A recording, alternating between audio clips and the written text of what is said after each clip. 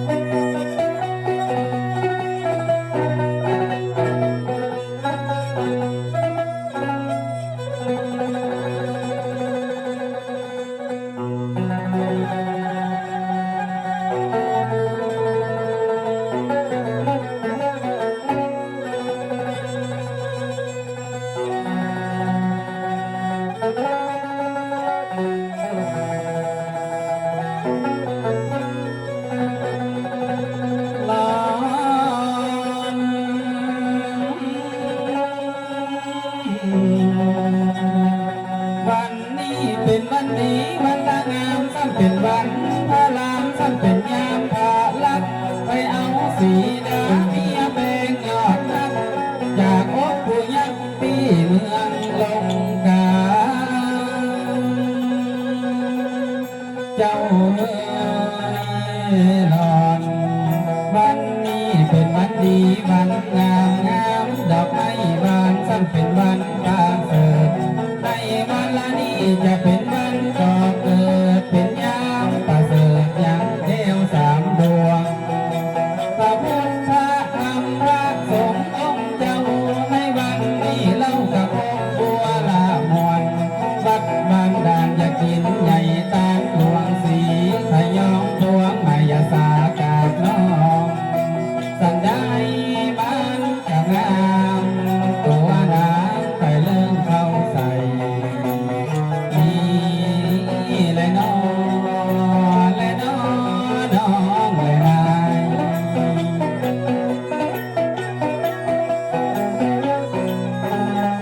ตกลงอย่าจวนแม่แฟนก่อนหลานปอง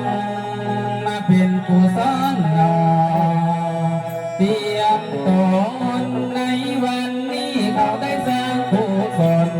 แสงเดือนมนต์จากก้าวร้อง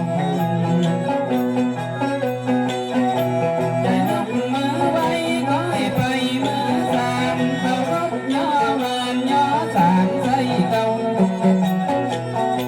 พระพุทธพระธรรมพระสงฆ์องค์เจ้าตนที่เป็นเจ้าในศาสนา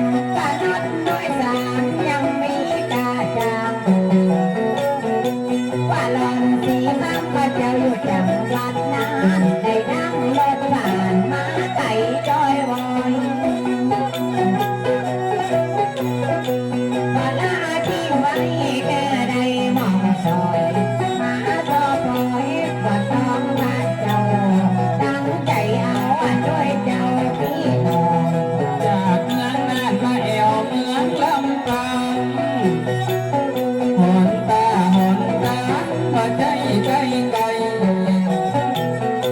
ได้ลัดดงหนาดงคาตาไม่หันที่แก้วน้องให้ใจจุ่มเชยบานนาบุญชาติแล้วเฮาให้แก้วทั้งสามแม่ใส่ขันอาจารย์เวลาใส่ขันทุกเจ้าจากนี่เลยปะกันน้อนายพี่น้อง กับสวัสดีพี่น้องทั้งหลายสิแพ้ไม่ได้ไม่มานั่งไกลมีการมีงานได้มารำใจขอสานมือไว้เสียงนิ้วประนม